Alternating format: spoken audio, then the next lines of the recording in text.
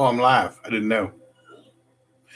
Okay, this evening I want to talk a little bit in depth on YouTube about what I'm looking at here. What's driving all of this? For the couple of decades now I've been doing this. By and large, the biggest thing that happens with individuals that come into Asatru is they get tied up with this group or that group, and the quality of their spirituality, their faith, is determined by someone else's opinion of how powerfully or how virulent is they believe in the same set of social justice ideas that they believe in. And there's even been a resistance to people kind of trying to enjoy some success. Well, he's doing it for himself. He's not doing it for the folk. That's a fine cop out for anybody that doesn't want to try. This whole thing that I'm working on, I'm calling it 9 towers right now. That might change, but I don't think it will, because each tower is a vantage point to see the next step in life. It comes from a thought that occurred to me as I was thinking over all these social things that we deal with. In our lifetimes, from my lifetime, there have been these great, phenomenal cinematic events. You've had Star Wars and Raiders of the Lost Ark, and the continuation of Star Wars, the Lord of the Rings, Return the Hobbit, Harry Potter, the Avengers. All of these great cinematic events that draw us in and keep us anxiously looking forward to the next one, and the next one, and the next one, and then they end. And then we're somewhat feel like we might be somewhat less than. We no longer have anything to anticipate. We it's the quick fix. It's the loss of that thing that we looked forward to, that gave us hope for some kind of entertainment, or that escape for the moment from the world that we live in. I hate to be so cliche about it, but it seems that that's what a lot of it what a lot of it is. Good entertainment to me is not what you see from the critics or any of these other buffoons. It is that opportunity for me to escape dealing with the real world. I'm just as human as anybody else, and I look forward to being entertained just like anyone else. Bread and circuses is a real thing. There's a reason it was so prominent, so powerful. One of the things that comes into Asatru is like this whole new horizon of things to learn and to accept. It is the development of a new vision and possibly a new purpose. And I keep seeing it being co opted by lesser men who have no idea what it means to build an individual into someone that can withstand the slings and arrows of those aligned against him, to stand on purpose and principle and become something more. And I see those people fall away. I see those people, they're no longer part of the cool kids club, or someone or some boyfriend decided to quit screwing around with them, or this happened or that happened, or all these other things. And their journey begins to end at that point, or take on a new shape, and they're left without any kind of real resolution. The power of this spirituality and faith that governed the lives of our ancestors for 10,000 years, as far maybe even more than that, for all we know, has not been realized for many of the adherents of the people that follow this path in spirituality, as well as other paths and other spiritualities. We are being robbed, bamboozled, hoodwinked. I don't care how you want to call it. Other people are saying your faith is not as good as you think it is, because you don't believe, you don't hate them as much as I hate them, and you don't hate that concept as much as I hate that concept. And any idea of that is not, of those two ideas, is not constitute a solid foundation for your spirituality, and it robs everyone that comes into it and runs into these radical ideas of the left or the right. It robs them of the ideas of vision and purpose. I feel that's a crime. I vehemently oppose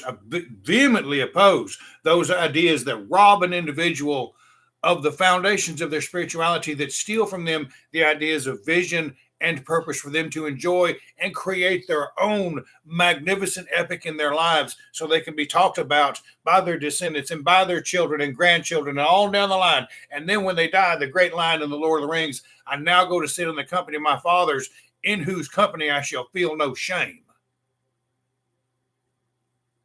And when we come along and we look and we see people talking about, well, you got to hate Nazis, or you got to hate Jews, or you got to what?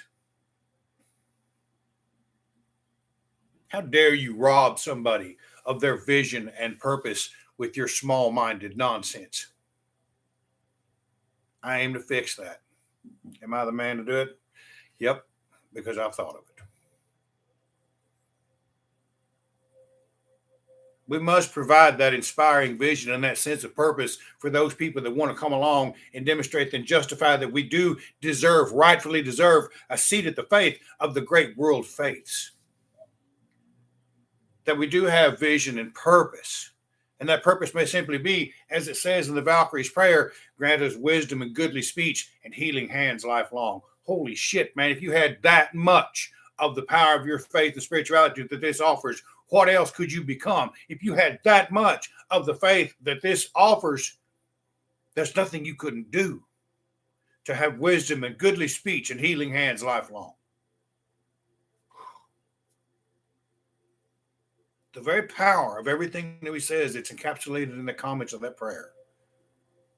We see being robbed from individuals that show up. Oh, well, you need to do this, you need to do that. Bullshit. The foundation of the 9 towers, the very first step is this new dawn of possibility. The new dawn of possibility is the thing that says, yes, I've made the right path. And it doesn't mean there's going to be the removal of obstacles or the absence of struggle or the amelioration of discomfort or troubled times. But it should offer, at the very least, the idea that we have what it takes to make it through that. And furthermore, that we're going to make it through it and we're not alone. Many times I felt like I was alone. All of us have felt we've been alone sometimes. And then we get down to our spirituality, something that's been difficult for me. Developing those ethics and morals that allow us to intuitively know how to have that wisdom and goodly speech and healing hands lifelong, that waiting we victory win. The wait is over. It is time to win.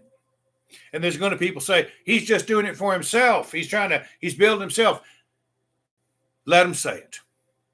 Let them say it sitting there in their trailer park, whining about things that are wrong and the white race is being shut up. Stop with that nonsense. We need to develop some kind of ethical leadership that suggests, hey, yeah, people are going to see that and say, well, Bryan's not ethical or moral. He's done all these wicked things. Yes, I have. How else do you think I can sit here and talk about it without having looked at it, taken a strong look at it, sat down and cried about it, got up, tried again, and tried to do better at it? That kind of leadership is what we all have deserved and have been robbed because somebody else says, well, you're not quite, there's this, that, and the other. Is this path for everybody? This one may not be, but it ain't the only one. Good night. There are more paths of spirituality in this world than one might imagine. Every one of them leads to a similar place and purpose, an idea of vision, an idea of purpose, the foundations of ethical leadership, this determination of who I am. Who am I? What am I capable of? Our society has no shortage of challenges that will push you to the limit of what you think you can do, be, become, try, believe in. And in the toughest of times, where's that person to help me lead me through this? Where's that person to set that example of what it could become, of what it should look like, of how it should belong in the world? How does it help me? Nobody else is going to build these things for you. You are. You're the one that's responsible for building ourselves into what we're supposed to become. So we have this little idea right here. There's this little circle. That's me. And I got all these exclamation points of all the things everybody taught me. And I'm pointing in this direction. And here's another circle of what you're going to look like. And there's a question mark and a question mark and a question mark. Well, why? You want me to go there, but I got to give up this, and I got to give up this, and I got to give up this to go to be this, that I don't know what that's going to be. Yes. And our faith outlines it clearly time and time and time again. Then sacrifices himself to himself. You think he knew what he was going to look like when he came off that tree? I don't think he'd sacrificed an eye in Mimer's well yet. I don't think Heimdall, who knows when he sacrificed an ear? Odin to know all things, Heimdall to see all things. The Gjallarhorn, there's a real powerful argument to be said that Heimdall sacrificed an ear so he could see all things, to be the guardian of the Rainbow Bridge, to ascend to something else. These kind of sacrifices are told again and again and again. Matter of fact, I got it wrote down here. Let me see if I can find it. Yeah, because that's an important thing to understand here. Yeah, let's take a look at that. Deities that have been reborn and ascended to heaven: Osiris, Egyptian mythology; Dionysus, Greek mythology, god of wine is actually said to have died and been reborn. So his story is often seen as symbolic of the cycle of life, death, and rebirth. Osiris, same thing. Balder, Norse god of light and purity, killed by a mystical arrow, but later resurrected in some versions of the mythology. He is associated with renewal and the return of light. Jesus Christ, Christianity. Yep. Quetzalcoatl, the Aztec mythology, the feathered serpent god, who in the original, you go as far back as you can, he is a white man with a long flowing beard. Descended into the underworld, but later ascended to heavens. His story also represents the cycle of life, death, and rebirth. Inanna, Ishtar, Sumerian and Babylonian mythology, goddess associated with love, fertility. All of these things, again and again and again, it's been told to us. That's a partial list. There's 16 more that I got on there. I wrote a book about it. All of those, with the example of Jesus, is an example of what's going to happen to us. This part of us is going to die, and we're going to become something better. You can't do that if you're telling everybody, well, you got to believe in this because that's what makes you, that you're parroting my words and makes me feel important. That is not ethical leadership. And I am appalled that for decades now, we have been clamoring in the dark, trying to find something that is so thoroughly well-rounded in our lore that no leader can step up to the plate and be willing to sacrifice himself to become something more, to say, okay, I've done this. This is what it looks like. If you try it this way, it's probably going to work for you, but here's how. I have yet to hear that from anybody but myself. And when I try it, there's a powerful denial. Oh, he's building himself. No. I'm offering you a suggestion, a path, not as the ace of Pope, not by any stretch of the imagination. There's going to be refinements on everything I say and do. Somebody's going to do it better. Somebody's going to set a better example. Fuck yes. That's what we want, right? We want to see continual development. That's empowerment and collaboration. That's working with each other to become something more. That's working together. We empower teams. We encourage collaboration, spiritual principles, compassion, unity, teamwork, creativity, cooperation. It leads to the innovative solutions. You know what happens when that happens? People begin to build wealth. People begin to build wealth. That can be measured in all kinds of ways. Health, friendship, love, your community, your faith, your spirituality, money in your pocket, for all I know. But that kind of empowerment and collaboration, when people can talk to each other on spiritual principles that set up talk about leadership, vision, and purpose that our lore so thoroughly outlines and explains. Now we're talking about doing something good. Here's the litmus test. So when you see something on social media that somebody puts up about Freya, let's say Freya, this is the one that comes up all the time. Freya was thrice born and thrice rebirth. Gold Vega is not Freya. Just look at it with common sense. Not only does it not say it in the lore, it actually says the exact opposite and says who it is. Why would somebody burn her 3 times, this goddess of fertility, love, abundance, and death, and then invite her into the fold to create a well-rounded community that supports empowerment and collaboration? If you look at the Aesir, what they are is empowerment and collaboration. Doesn't make sense. How do we make it effectiveness? How do we build the effectiveness in that? How do we build the effectiveness that allows for empowerment, collaboration? Those ideas of hospitality that are so prominent in all of our lore, the ability to be such a confident, powerful individual that when somebody shows up at the door, here, let's celebrate with everything we have. That kind of mindfulness and resilience is not born of the individual by himself. You have to work with the others.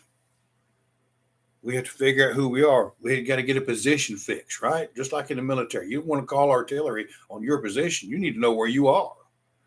You got to have a position fix on exactly where you are. If you want to shoot, if you're going to call artillery or naval gunfire or an A-10 over here on this ridge line that's got a column of tanks, all right? You better know where you're at. Well, I guess today they got lasers. They got it all. Much different when I was in it. You better know where you are. You get the shit blown out of you. But that mindfulness and resilience, that helps us stay focused on our purpose and vision. And nothing in our faith right now is telling people what to focus on, what their vision should even look like, right? How do we build the resilience to withstand the tough times if our leadership isn't helping us develop a vision and a purpose of what this should be doing for us, how we should be living, how we should be engaging the world, how we should be a part of it, how we should be harvesting all of the things that are ours, right? The other thing that does is when we develop that mindfulness and resilience, it says it in the Have 'em all, real clear. We find a refuge from our grief and our wisdom. That reduction of stress, that ability to stay focused, that ability to build resilience is thousands of years old. We find a refuge from our grief and our wisdom. Holy cow. All of a sudden, hints begin to appear once we begin to look at it with a critical eye of what our faith and spirituality might really, really do for us. I see people languishing in poverty, struggling, eating hand to mouth, paycheck to paycheck. I'm one of them sometimes. But it's not shutting me down. It's not crushing my soul today. It's not crushing. I don't walk around defeated. I'm not grieving for loss anymore. I have found a refuge from grief in my wisdom, and furthermore, from the Valkyrie's prayer, that I might have goodly speech and healing hands lifelong. What a goal to strive for. What a thing to do in this day and age, because I promise you times are coming, we're going to need each other. That whole, the Nana's Hearth, the AFA, the Giving Shelf, all the food drive, that was my idea. Years ago, I put that together. Because I saw people that didn't have as much as I had. Okay, here, I got a cup, I got some, it wasn't much.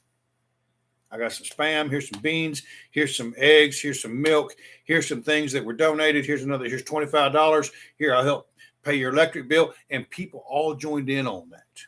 Now they give away a month's worth of groceries at all of the Hoffs. One of the good things they may be able to do.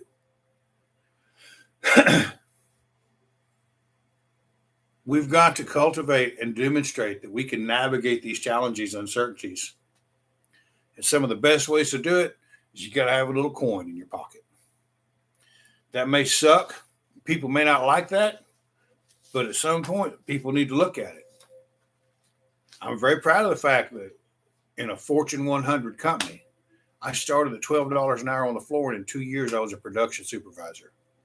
You think I did that by kissing ass? I did that by hard work.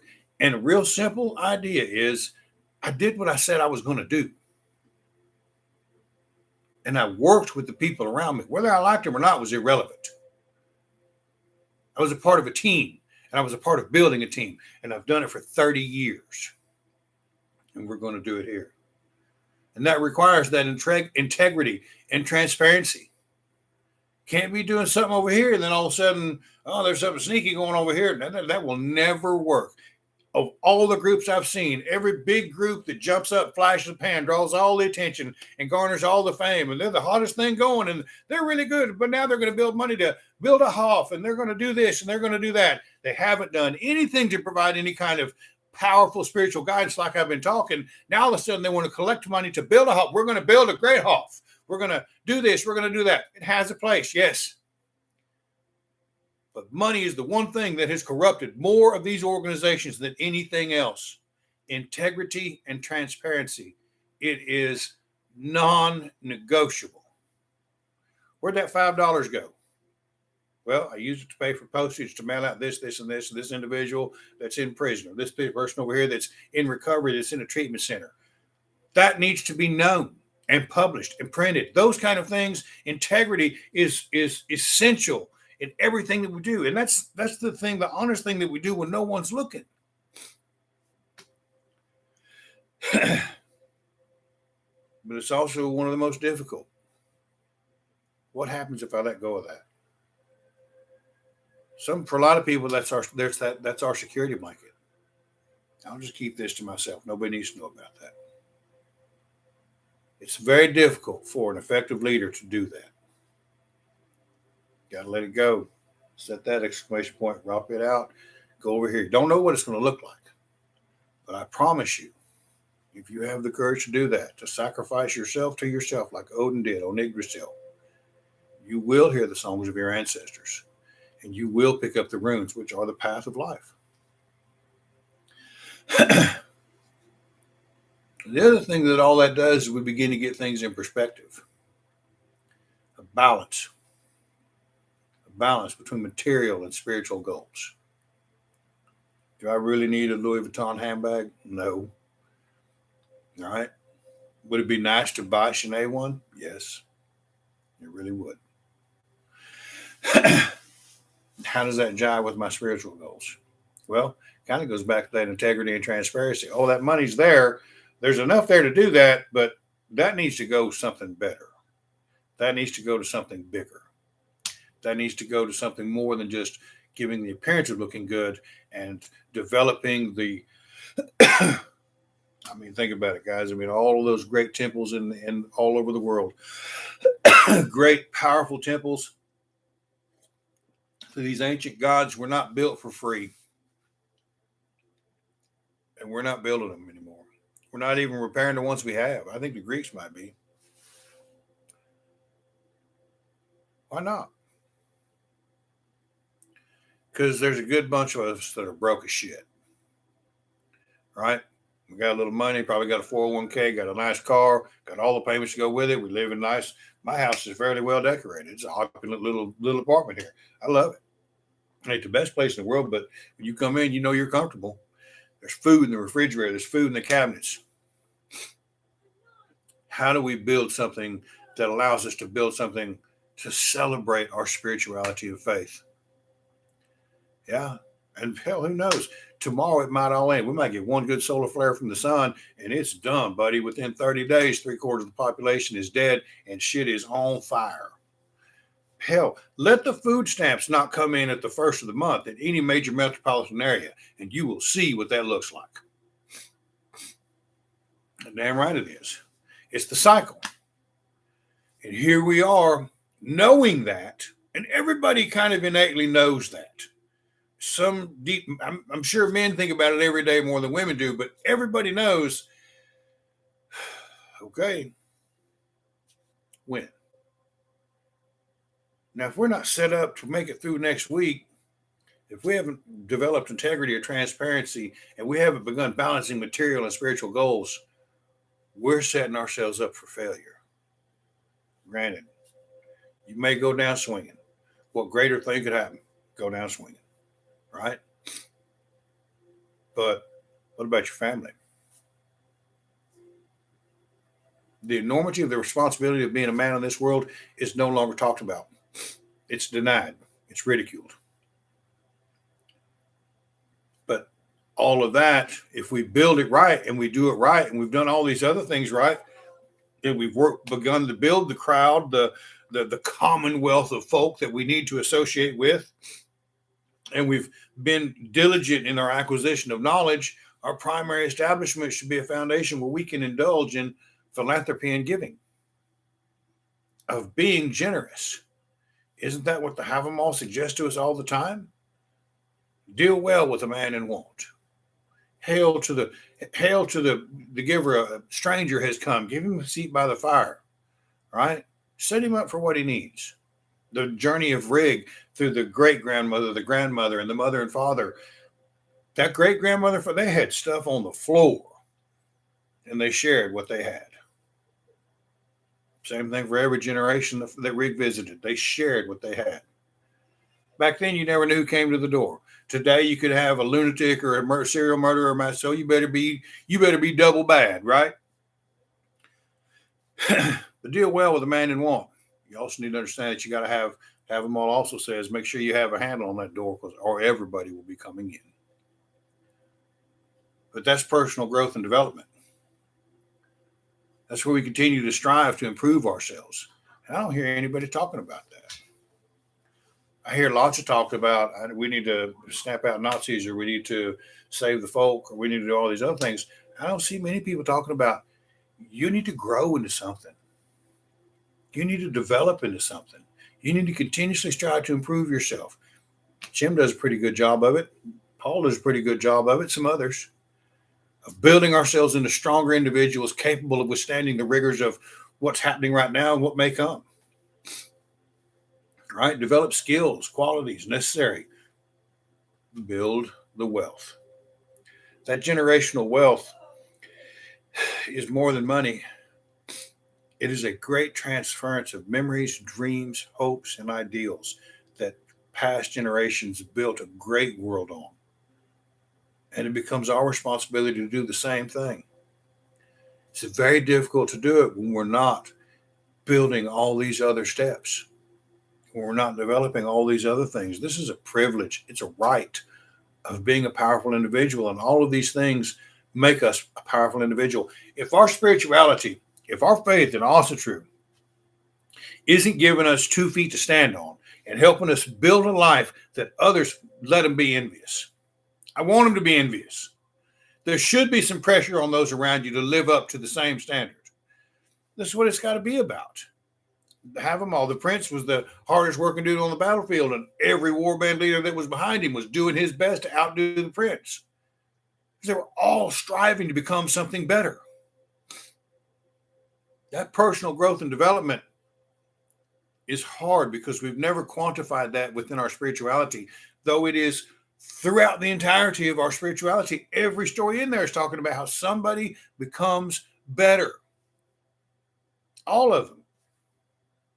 Even if you can't see it at first. Eager's feast. Everybody in that commonwealth of the Aesir stood up for the person next to him because they all knew that they had integrity, transparency, ethics, morals, development, all of those things that went with it. And someone tried to humanize the interaction of the divine and bring it down here and make it a little bit dirty and naughty and talk about all these other things. And they strung him up by the guts of his son. So maybe we ought not to do the same thing and recognize that the interactions of the divine are just that, something we should not be humanizing. But it is an example to strive for when we're dealing with the individuals of our own commonwealth. Because we got to make decisions. Value-driven decision-making. We have to make decisions based on our values that finalize and cement into the minds of everyone we work with that it's going to be powerful, it's going to be consistent, it's going to maintain integrity, it's going to look out for everyone, it's going to be governed by wisdom and goodly speech and healing hands lifelong. This is the thing that we talk about. So this is why I'm doing this. Now, there's 3 more that go with that. Those are what I'm going to talk about on my Patreon and discuss the further engagement of it. But the first 9, vision and purpose. We got to have vision and purpose. No one's offered even an inkling of a vision, and the purpose has been a vague, nebulous idea that nobody can really do a fucking thing about. Nobody's sitting there working their 9 to 5 can do a damn thing about the high-minded ideals I constantly see being touted as something that is a vision or a purpose for your spirituality. Not how to deal with life when your husband or your wife dies. Because I promise you, the things they're touting as that vision and purpose won't do a fucking thing for you when you lose someone that close to you. I promise you that. Leadership. We can't lead ourselves into something positive. How are we going to lead others? And every one of us is an example of what it means to live this life. We may be the only person that somebody ever meets that follows this path. What impression are we leaving? Are we leaving? I met a guy the other day. I went with Shanae over to do there was a little Ren fair up there in Grand Rapids. She set up her ironwood candles and gift. Knocked it out of the park. I can't tell you how successful she was. Of course, she looked amazing, right? She's just killing it. She made me not stand there because I was like intimidating people to not come into the booth. She like run me off, right? So that's leadership, right? Even that part is leadership. But I met a guy. He just walked up there. He kind of walked an older guy, FEMA representative. That dude was mad. And the only thing he wanted to do was share his anger and let everybody know how mad he was, because that was acceptable. He was mad. And I listened to him and I didn't pass any judgment on him, but I realized that's all that man has is his anger at a government that he works for. That's a shitty place to be in. He has no vision or purpose other than to be angry. But I assure you, there are other people that will listen to that and be just as angry and go nowhere but stand there and be mad about shit. That's not the vision and purpose we want for this. At least not the people that listen to me. That kind of empowerment and collaboration is not the kind of thing those were not the rule of thumb that Odin used to develop and round out what we consider to be the Aesir and the Aesir, right? Every one of them complement each other. They complement each other, a masculine and feminine between the Aesir and the Aesir, and all of these things that work together between the two are an amazing act of balance that creates a well-rounded individual fit for being a leader, in your own home, if nothing else. That was the big thing about if you look at I can't think of the name, but it was a book about the priesthood in the Celts and the Anglo-Saxons, and they didn't they held for the feast, right? Everybody kind of made a contribution so they could have the feast on the holy days. But I know, but they didn't, there was no commandments. They made sacrifices and offerings. But when the man came home to his home, he was the one that had the ability to cast lots, the jurisdiction, the authority, the leadership to cast lots. Now, I'm not saying, look, I look at some of the traditional things, and I know my grandparents are part of that generation that I see the traditionals kind of celebrate. They would not hesitate to whoop an old lady's ass, and they were all fooling around. I don't know what people think they weren't, right? Those people were just like we are today. We simply have social media to put it under a magnifying glass that they didn't have. Trust me. So when I see the traditional thing going on, I'm like, 23andMe is really uncovering all of that. Well, that's really not your dad. And that's really not your mom, or this person over here is not really your brother. These kind of things are showing up. I agree. Some of the traditional ideas of people being able to stick together is such an important concept that we've got to develop. That comes with being that leader in the home. that comes with being sacrificing, setting that weapon of war at the door when you come in. Then you take that elk-handled implement, elk, elk, elk-antlered implement to fight the fires that would burn down everything you love. That's the lesson of Frey. Right? There's being that leader in our home, setting an example for our children to go forth and become something better. Right? That empowerment and collaboration, finding those like-minded individuals that want to believe in something great the same way you do and are willing to make the effort to try. It may not be the same amount of effort as you. It may be 10 times the effort as you. But that's who you want to be with. That's the person you want to work with. That's the person you want to believe in. That's the person you want to love, especially if it's your partner. To try to care about somebody else, to be willing to sacrifice a little bit of time to go help somebody else deal with the trials and tribulations of life. And they may indeed have a very different spirituality than yours. Do you still have what it takes to help them? Because that's the real thing. That's the real thing right there. If I have to insulate myself so thoroughly that I can't have healing hands or wisdom or goodly speech with anyone I come across, I'm not saying invite everybody to your damn table. That's not what I'm saying at all. But to reach out and give an encouraging word, for myself, I don't feel like I'm much of a man. And some days it's just, see, keep in there, brother. It'll get better. Some days it might be something that simple. Keep trying. You're going to make it. Some days it's simply keep somebody focused on the job. Hey, I get things are going bad. The only thing you can do is, do your best at what's in front of you because that's all you have right now. And if you can do that, you can get through anything you need to. That kind of stuff should be flowing from the mouths of everyone that follows Asatru. The power contained in this spirituality is limitless. And we have up to now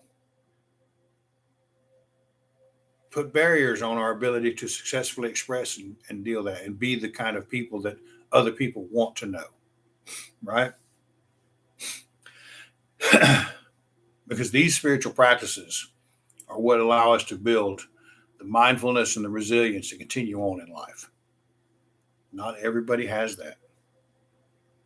And there are other pagan faiths that I would love to see enjoy the same kind of success that we're going to enjoy with this. I would love to see the Hellenistics thrive. You got to think about that because that's a real powerful example of a high civilization, a very foundations of much of civilization today with philosophy, art, culture, great coliseums and temples that thrived based on those ancient pagan ways for thousands of years before anyone thought to call about, well, we need somebody else to do it for us because I can't figure it out. That's basically what happened. Somebody got sold a bill of goods and said, well, you really can't do it yourself. This person over here is going to do it for you. You don't have to worry about anything anymore. Now, for some reason, somewhere in the world, somewhere in the universe, there's been a shift. And people are saying, that's not working out the way you said it was. These guys back here, before they had their heads cut off by Charlemagne, they may have had something that worked. I'm going to take a look at it. Well, today with this, we're beginning to take a look at that. And there's a lot of people that have been around a long time, right? There's a lot of people that have been around a long time that are going to look at all this and they're going to understand because, there's a bullshit meter that goes with it. And I encourage every one of you, write it down and use it against me, right? Let's see if I can find it. I thought it was beautiful the other day and it's still beautiful today. A bullshit meter. There's 5 filters for it. I want everyone to pay attention to it. And if you see me engaging in it, feel free to say, Bryan, your filter's broke. That's empowering. That means everyone has an opportunity to become something more. That means everyone has the same opportunity to do these great things that I am, right?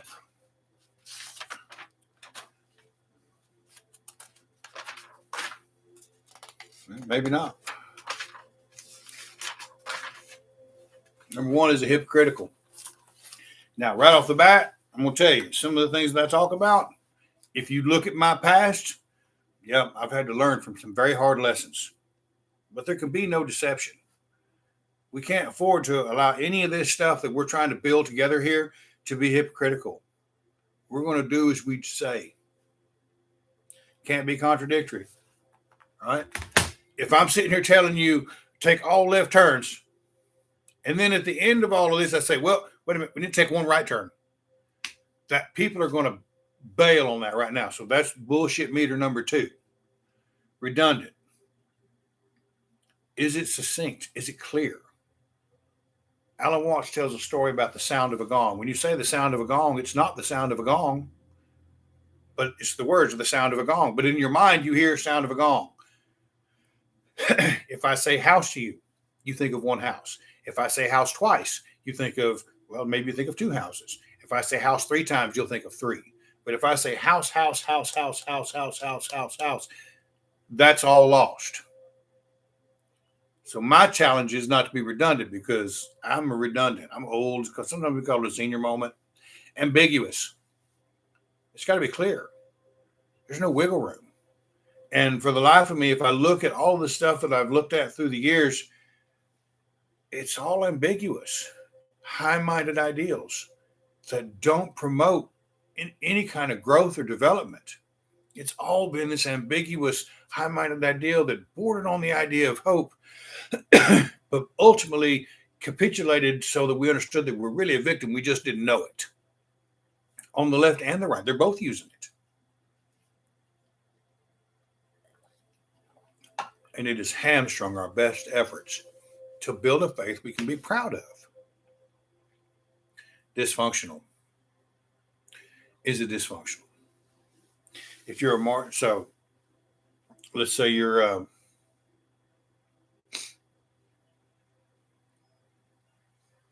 it just can't be dysfunctional. If you're talking about setting that weapon of war outside the door and then going in and giving your wife a black eye, it's dysfunctional. If you're beating your kids or you're mean to your kids, it's dysfunctional. If you're abusive to the elderly or your parents, it's dysfunctional. If the things that we're talking about inspire more hate than they do compassion, and that needs to be very clear in our minds what the difference needs to be when it's time to stand up and protect what we love and just outright hating. Nothing positive's ever been built on hate. Ever. There have been great flashes in the pan. Terrible things have been done, but nothing positive's ever come out of the long term of it. Ever. It's going on now. It is going on now. And all of it centers around, well, you need to hate them because they're trying to take something from you that you really don't understand, but they're really working against you. We have a faith and spirituality to build here. I don't have time for that fucking rabbit hole. Go down it if you want to. Go play on it. Enjoy it. I know what it looks like. I understand it. I see it. I'm aware of it. But my vision and purpose here is not to lead people down a rabbit hole, not to go down the rabbit hole myself. My vision and purpose here is to develop successful people that know how to be leaders, that know how to employ faith, that at the end of the day understand what wisdom, goodly speech, and healing hands lifelong really means. If I can't do that, if my message isn't coming across clear like that, it means I'm dysfunctional and I got work to do. And that's not saying that I don't have a lot of work to do. I got a lot of work to do. This ain't going to be easy shit to accomplish. And my dumb ass jumped in here like John Wayne thinking I could do it. So I'm going to try. I might flop out. It might be somebody better jump up and take care of it. Good. Fucking good. Let somebody else jump up and lead the charge. I don't care if there's 100 of us all leading the charge in a different area. I don't care if it's 1,000 or 1,000,000. Run with it. Lay claim to it. Put your name on it. Give it hell. Share it. Call it yours. Say it. I don't care. Right? It's not exactly ethical, but will it help somebody? I can do it. At the end of the day, that's all we can do is build each other up. But we can't continue to invest in individuals whose thought process, spirituality, and faith are focused on ideas that continuously cause them to look like a loser in society. Right? If you're going in and out of prison, something's not working. So you're talking about being Austria, but you're in and out of prison, and there we go. God damn again, I got to deal with that now, right? That's what we got to be thinking about. Yeah, there's a lot of things that I can become very passionate about. I can become very righteously indignant about. But the effort that I put into that is robbing me of a true vision and purpose of really making a difference so that someone else can go make a difference. So that someone else can go make another difference. That's what I'm grateful for. That's what I'm grateful for.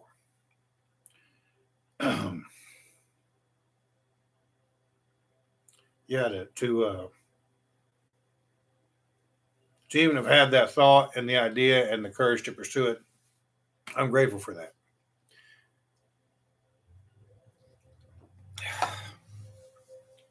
So I'm going to wrap this up right now, and I'm going to continue on. I got 3 more things to talk about on my Patreon that we're going to discuss and go into a little bit more detail. But I want y'all to remember that bullshit meter, and don't hesitate to put it on there. Say, Bryan, that is not what you said. You better explain it, because that collaboration and empowerment works both ways. I get just as much from y'all as y'all get from me. And believe me, every day when I go through and I get comments on Monday morning and look at all those things. Okay, all right, I think I'm on the right path. Let's keep trying. Well, if I wasn't clear on that, I need to figure out how to be clear. And if I can't be clear, I need to understand what's holding me back from creating an image in someone's mind of something that I see so beautifully. That's where it's at. So I look forward to sharing all this with you as it's building, because I'm working on this now. I'm working on somebody that's pretty prominent, and I'm real excited about it, and he is too. And when it's all said and done, you'll find out who it is, and y'all already know him anyway. But this is something that I've spent on myself as an investment in myself to go back, to really, because honestly, I found myself drifting away like all the other old timers. I'm sure all of us know people that have been around for 20 or 30 years following this, and they just kind of fall away. They kind of give up because they see the same shit over and over and over, and it never seems to go anywhere, and it never seems to build into anything. And everybody, you see one group over here jump up, and they're all glad they know each other, and they all have titles, and this group over here jumps up, and they all know each other, and all have fancy titles.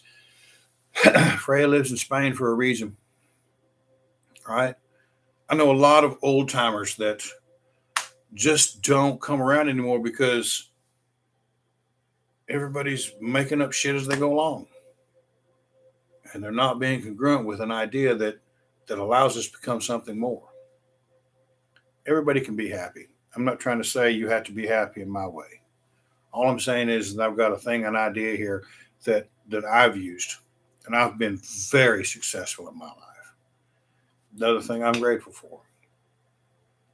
So that I'm putting all this together to share that with everybody. Because I don't want to be one of those older individuals that lived all of this greatness in Asatru and felt the passion and felt the intensity and went to the big get-togethers and led bloat for hundreds of people and did all these things. And I just thought, well, I'm up here in Minnesota. I'm surrounded by heathens. They're all stripes up here, all kinds of them. They're all wearing hammers, and they're garden witches galore up here. And there's 13,000 people in this town. I got 7 of them out there at work, and 100 and something people on the floor. I refuse to fade. I will not go into that night quietly. So I'm going to do something even bigger than I've ever done before. And this is it. So with that, I'm going to wrap it up. Oh, unless anybody has any questions. If anyone wants to ask anything or call bullshit, now's the time to do it. I got to get my Patreon set up, and it's a Zoom call. My Patreon is a noble-minded heathen. After this hour, I do another, half hour or so on my Patreon through a Zoom call that everybody's invited to, that you're more than welcome to talk. And I publish on my Patreon, so it's not as public as it is here, but there's good stuff that happens there. And I would tell you that on that Patreon. There's more information and more videos and more stuff on that Patreon than there is on this YouTube channel. And there's a buttload on this YouTube channel. My interviews with Palace Athena, the base Southern Belle, as she used to be called, with Justin Garcia. I have interviews with Freya Aswin. Interview, I think there may be one with Steve McNally on there. There's interviews, there's books, there's PDF files on there that are very difficult to find other places that are full of information.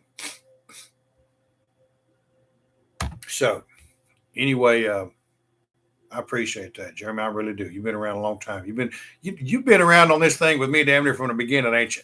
Well, fuck yeah. Yep. I guess I love you too, man. I appreciate it. So before this turns into a mush fest that everybody can make fun of, I'm gonna go ahead and get off here, and I'll